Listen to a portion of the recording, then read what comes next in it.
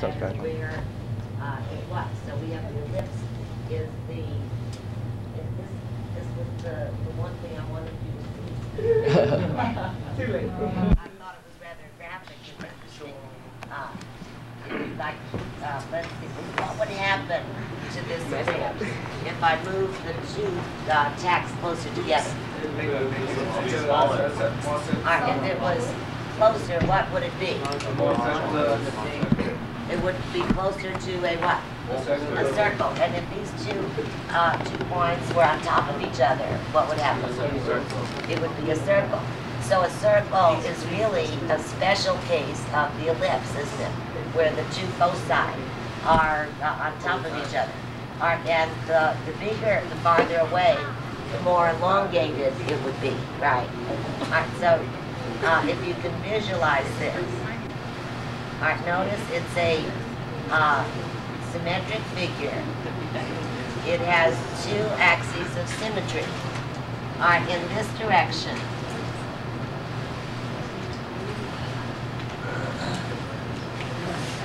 we have the major axis.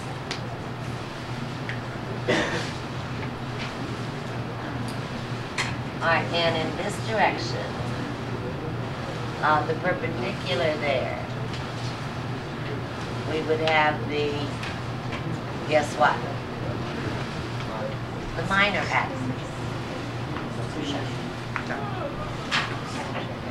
Right, now, if we call the length, half the length of this major axis, it would be called the semi-major axis.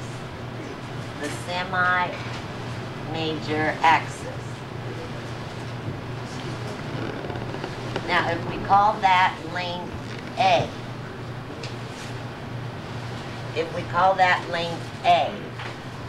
what would be, then the whole length of the axis would be what? 2A. 2A.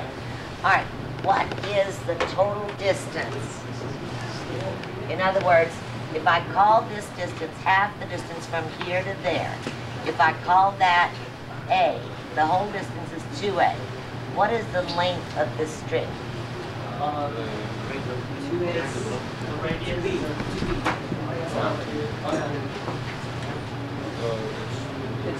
2C.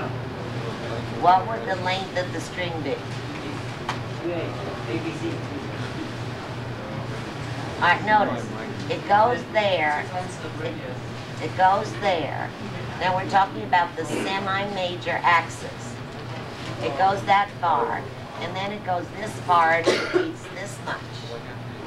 So what's the length of this thing? Same length as the diameter of the circle.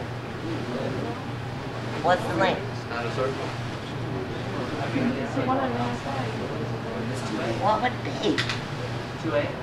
2A. Wouldn't it have to be 2A? The length of this string. Wouldn't it have to be 2A? Look, from that focus here, it's a certain distance, has this much left over. All right, then from here, isn't this distance the same as this distance? Yeah. So this must be exactly the same length as from here to here. All right, we call the ends of the major axis the vertices, the vertex. So this would be V1 and this is V2. This could be V1 and that could be V2. All right, the ends of the minor axis we call just exactly that, the ends of the minor axis. All right, and we arbitrarily call this length B, which is half the minor axis. We arbitrarily call B. So this would be B, so the minor axis would have length 2B. All right, notice, if this length, if the string length is 2A, then if that minor axis is perpendicular to the major axis, then what would this length be? If we, it's a right triangle between A, please turn that off. I don't want you to record. John, you have paid a bit of attention to anything I have done up here. That is not a math book in front of you. I don't know the connection between the two of you, but I resent that. Now put that book away. It's not a math book, is it? I said you are not doing math, are you?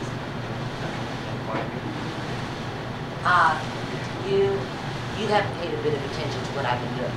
Shut up or get out. I resent this very much. Anthony? You too. You're not supposed to be doing your homework yet. I hope it's out. Recorded is out. No, I really don't like that. Alright, so we have one relationship between A, B, and C. This is an isosceles triangle, yes. But what kind of triangle is this? A squared plus C squared equals A squared. So A squared is equal to B squared plus C squared. B squared plus C squared. Minus B. Alright, now, what is A? It's the semi. It's the semi-major axis. What is B? B is a semi-minor. It's the semi-minor axis. And C is the distance from the center to the, we call this point the center of the ellipse. And the distance from the center to the focus. And we generally call the foci F sub 1 and F sub 2. Now, if you set this up algebraically and in your coordinate plane and label these points and put this one at the origin, we can geometrically, using analytic geometry methods, find an equation for an ellipse. And I'd like you to refer to the algebra setup in the textbook for this. And I'll go to the front. All right, that's in your textbook on... Did you have a question?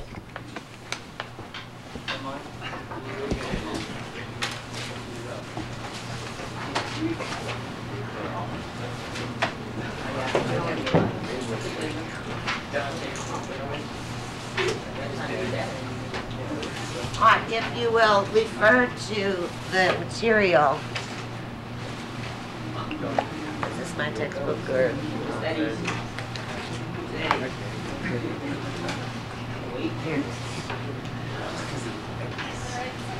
All right, there's a lot of algebra in there developing the formula for an ellipse.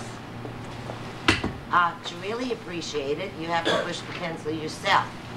But it is done for you, and it's on page 356 in your textbook, if you'll notice. All right, they set up, and remember we said the lengths, the distances from the focus to any old point. And the any old point is a point on the ellipse. All right, unfortunately, they didn't label that.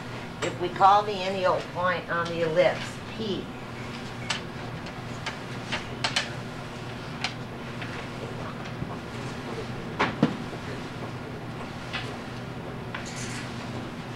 see how good I...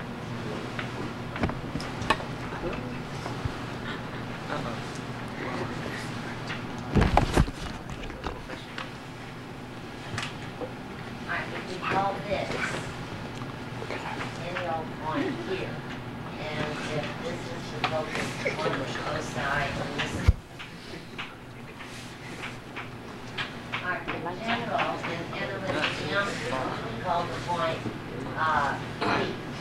This is your any old point X, Y. Alright, then what we want to say is that length P(x)(1) plus I will. And we arbitrarily said that length was what? 2A. Remember how it turned out that all of this was 2A, where A was half the major axis. Now I'm getting a little hit because you have had this before in development. All right, now we have, analytically, we can set this up with the distance and set this up with this distance and set it equal to A, that arbitrary. And then it sets up into a very, very neat little package. And what this that package turn out to be? If this point is the arc, what did that package turn out to be? X squared over A squared equals B squared with Y squared over B squared. No, Y. Y squared over B squared Yeah. equals what? 1. Equals 1. Alright, and in this case, what do we say B squared is equal to? The minor A squared minus C squared. If this is D, remember, and this length here is A, and this length is C, then if A squared equals B squared plus C squared, then what is B? B squared B squared minus C squared, where A is the distance from the center to the vertex, and C is the distance from the center to the focus. Now, this is the clue to learning about the ellipse, the relationship between the A, the B, and the C. Is that clear?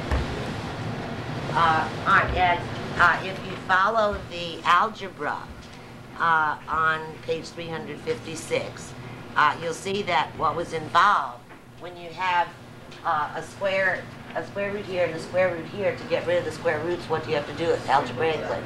You have to square both sides. All right, now for the middle term of this, you'll have a number plus twice another radical, which is the product of these two, right? Plus another constant equals 2a. All right, what are you going to have to do to get rid of that radical? You're going to have to square it again. So you can see it's quite a bit of algebra. And certainly it wouldn't hurt you to go through it to see if they were correct. Alrighty, so this then is the package.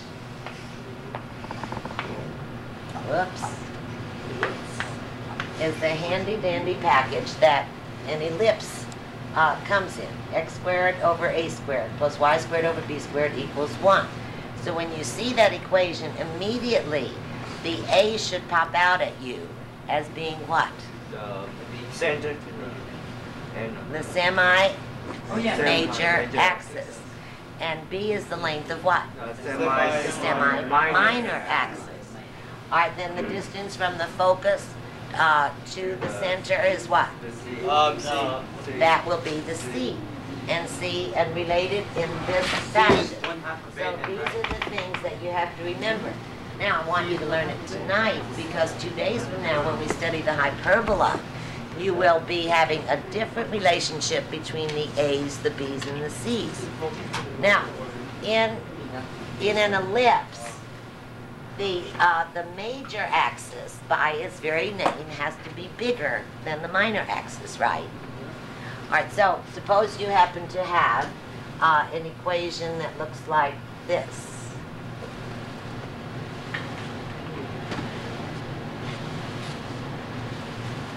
An example of this might be this.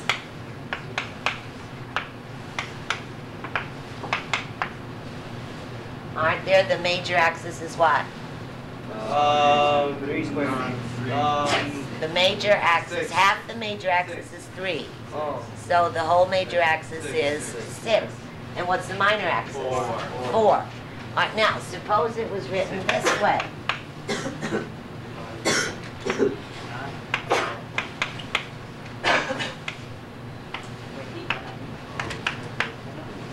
Suppose it was written that way, what would that be telling you? It's another form of the... No, it's the other vertical count. Okay, all right, what this is saying, here, the major axis is parallel to the x-axis. All right, in this one, the major axis is parallel to the y-axis. So the standard form would become x squared over b squared plus y squared over a squared equals